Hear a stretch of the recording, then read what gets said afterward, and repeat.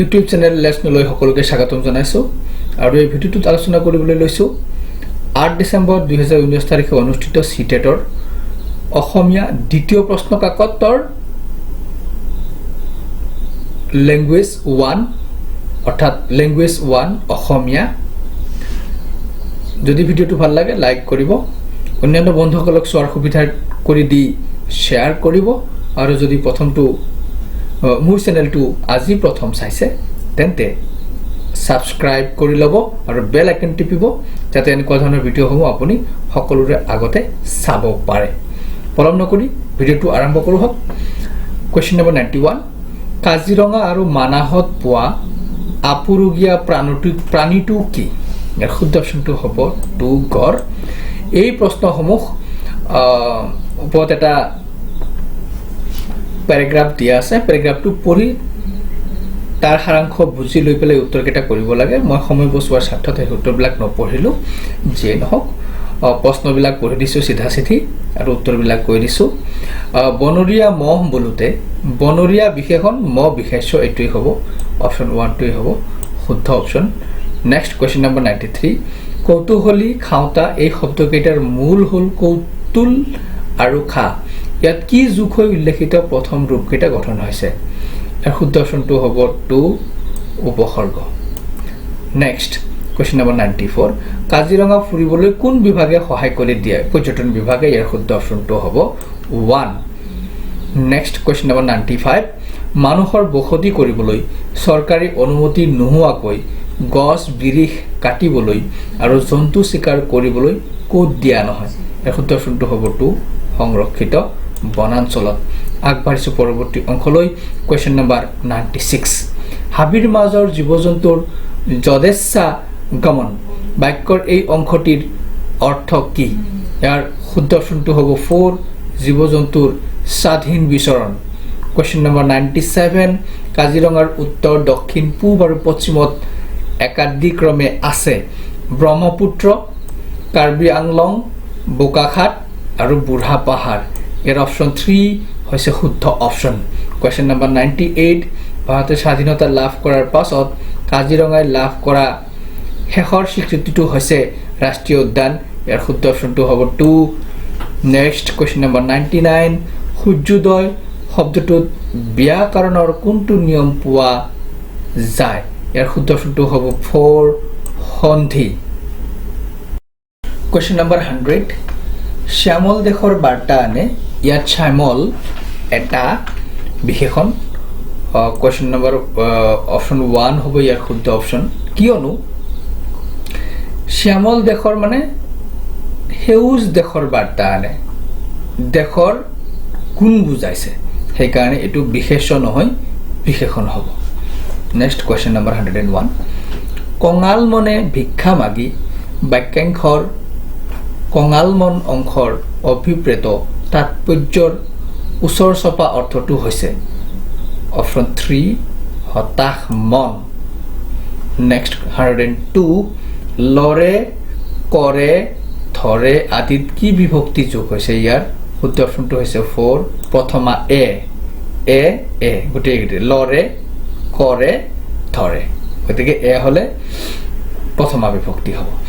Next 103, সজল মেঘৰ গভীৰ গানে শ্যামল দেশৰ বাৰ্তা আনে।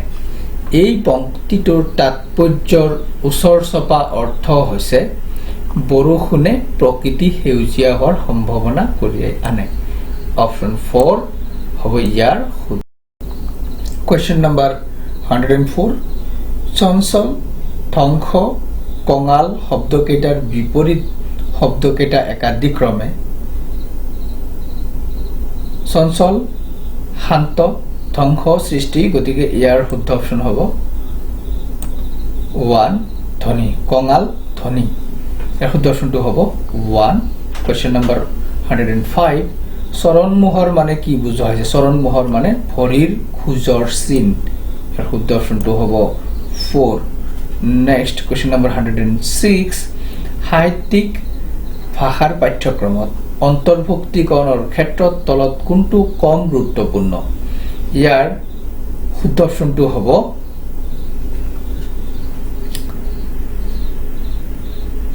2 ই ছাত্ৰ ছাত্ৰীক আন সংস্কৃতি সম্পৰ্কে জ্ঞান লাভত সহায় কৰে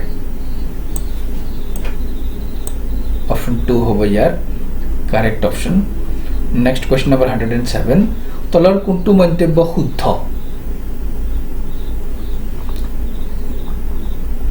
জ্যোতি চিহ্নই পাঠ এটাৰ সৌন্দৰ্য বৃদ্ধি কৰাত সহায় কৰে ইয়াৰ শুদ্ধ অপশ্যনটো হ'ব 2 নেক্সট কোৱেশ্চন নম্বৰ 108 শিক্ষাৰ্থীৰ লেখন মূল্যায়নৰ ক্ষেত্ৰত অতি গুৰুত্ব সহকাৰে চাবলগীয়া দিশটো হ'ল ভাৱনাৰ উপস্থাপন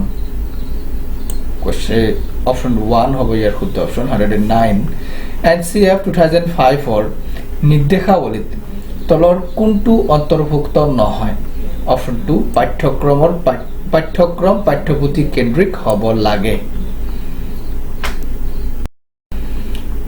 কোৱেশ্চন নম্বৰ 110 কি ঘটিছিল কেতিয়া ঘটিছিল ক'ত ঘটিছিল কাৰ্যটিৰ উত্তেজক ষ্টিমুলাছ আৰু কেনেদৰে কাৰ্যটি সমাপ্ত হ'ল এই সকলো কথা সামৰি তথ্য সমৃদ্ধ ৰূপত শব্দৰ যোগেদি কৰা বৰ্ণনা কোৱা হয় প্ৰকল্প অপশ্যন 4 হ'ব ইয়াৰ শুদ্ধ অপশ্যন নেক্সট 111 শিক্ষাৰ্থীৰ ভাষা শিকন কি ধৰণেৰে হৈছে জুখিবৰ বাবে তলৰ কোনটো সূচক উপযুক্ত হ'ব পাৰে শিক্ষাৰ্থীৰ লিখন আৰু কথনত ব্যৱহাৰ কৰা ভাষা নেক্সট 112 ভাইগটস্কিৰ স্কাফোল্ডিং প্ৰমেয়ৰ মতে এগৰাকী শিক্ষকে ভাষাৰ শিক্ষাৰ্থীসকলক দুজনীয়াকৈ বা গোট বান্ধি কাম কৰাৰ সুযোগ দিব লাগে কাৰণ সামূহিক ভাৱ বিনিময়ে শিকনৰ উদগমন ঘটাব পৰাকৈ প্ৰকৃত অৰ্থৰ সন্ধান দিয়ে গতিকে অপশ্যন 2 হ'ব ইয়াৰ শুদ্ধ অপশ্যন নেক্সট কুৱেশ্যন নম্বৰ 113 ভাষা শিক্ষণৰ আৰম্ভণতে প্ৰাথমিক ধ্বনি আৰু তাৰ মিশ্ৰ ৰূপসমূহতকৈ সৰল বাক্যহে শিকোৱা হয় ই সূচায় যে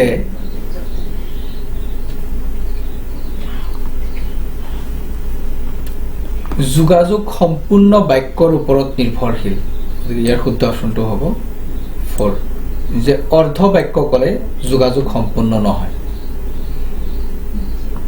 সৰল বাক্য এই কাৰণে ব্যৱহাৰ কৰা হয় যাতে সম্পূৰ্ণকৈ বাক্যবোৰ কোৱা হয় সেইকাৰণে ইয়াৰ শুদ্ধ অপশ্যনটো হ'ব 4 114 সপ্তম শ্ৰেণীৰ এগৰাকী ভাষা শিক্ষকে দৃষ্টি ক্ষমতা সম্পন্ন ছাত্ৰ ছাত্ৰীৰ বাবে ইউটিউবৰ ভিডিঅ' শ্ৰৱানুভূতি সম্পন্ন শিক্ষাৰ্থীৰ বাবে বাণীবদ্ধ ৰূপৰ পাঠ আৰু স্পৰ্শানুভূতি সম্পন্নসকলৰ বাবে ভাৱ বিনিময়ক্ষম খেল ব্যৱহাৰ কৰে শিক্ষকে ব্যৱহাৰ কৰা এই মাল্টিমিডিয়াসমূহে ব্যক্তিৰ কি বিষয়ক গুৰুত্ব দিয়ে মোৰ মতে শিকনৰ এয়া ধৰণ হয় মাল্টিমিডিয়া প্ৰয়োগ কৰি শিক্ষণ ব্যৱস্থা আগবঢ়াই লোৱা অতি ফলপ্ৰসূ আৰু আকৰ্ষণীয় কৰিবৰ কাৰণে ব্যৱহাৰ কৰা ই এটা শৈক্ষিক ধৰণ আপোনালোকৰ মতে যদি বেলেগ হয় মোক জনাব পাৰে মোৰ কিন্তু কনফিউজিং কুৱেশ্যন নম্বৰ 115 শিক্ষণৰ দৃষ্টিৰে এগৰাকী ভাষা শিক্ষকে শিশুৰ ভুলসমূহ চাব লাগে যে চিন্তাক অন্তৰ্দৃষ্টি প্ৰদান কৰা শিক্ষণৰ এক অংশ ৰূপে গতিকে ইয়াৰ শুদ্ধ অপশ্যনটো 1 হ'ব এইটোৱেই হ'ব নেক্সট 116 গভীৰ শ্ৰৱণে ইণ্টেনচিভ লিসেনিং শ্ৰৱণৰ ক্ষেত্ৰত সূচায় ধৈৰ্য শৃংখলাবদ্ধতা উত্তৰণ আৰু মনোযোগ ইয়াৰ শুদ্ধ অপশ্যনটো হ'ব 4 মনোযোগ এটেনশ্যন নেক্সট 117 নীৰৱ পঠনৰ যোগেদি শিক্ষাৰ্থীয়ে তলৰ কোনটো কথা কমকৈ আহৰণ কৰিব পাৰে কমকৈ আহৰণ কৰিব পাৰে নেগেটিভ অৰ্থাৎ ইয়াৰ শুদ্ধ অপশ্যনটো হ'ব কথন কৌশল নীৰৱ পঠনেৰে কথন কৌশল আয়ত্ত কৰিব কমকৈ আয়ত্ত কৰিব পাৰে ইয়াৰ শুদ্ধ অপশ্যনটো হ'ব অপশ্যন 2 118 দক্ষ পঠন স্কিল্ড ৰিডিং নহয় কল্পনামূলক অপশ্যন 1 হ'ব ইয়াৰ শুদ্ধ উত্তৰ নেক্সট 119 তলৰ কোনটো বিস্তৃত অধ্যয়নৰ এক্সটেন্সিভ ৰিডিঙৰ সৈতে জড়িত নহয়